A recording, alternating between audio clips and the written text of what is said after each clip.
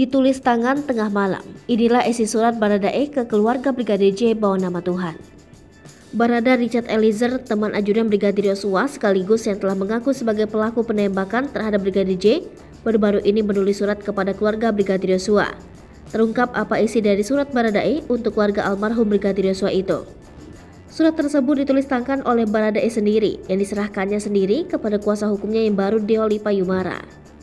Surat itu ditulis Richard Eliezer di atas kertas HVS putih. Deo Lipa Yumara menyebut Baradae menyampaikan rasa permohonan maaf untuk keluarga Yosua Huta Barat. Surat yang ditulis tangan itu ucapnya akan dikirimkan kepada keluarga. Sedangkan pesan untuk keluarganya sendiri, Baradae juga menyampaikan permohonan maaf. Kuasa hukum Baradae Deo Lipa Yumara mengungkap fakta baru kasus tewasnya Brigadir Yosua Huta Barat. Dia menyebut secara prinsip Baradae tak punya motif atau alasan membunuh Brigadir Yosua. Sumber perintah untuk membunuh Brigadir Yosua Huta Barat juga diungkap oleh Baradae. Soal keterlibatan orang lain dalam pembunuhan itu juga telah diungkap secara gamblang kepada kuasa hukum. Sementara terkait dengan kasus dugaan pelecehan, kata Deo Lipa, Baradae tidak tahu hal tersebut.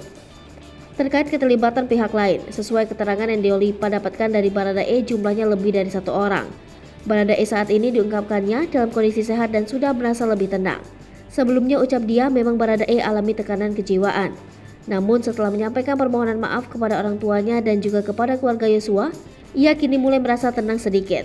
Baradae juga kini telah berpasrah.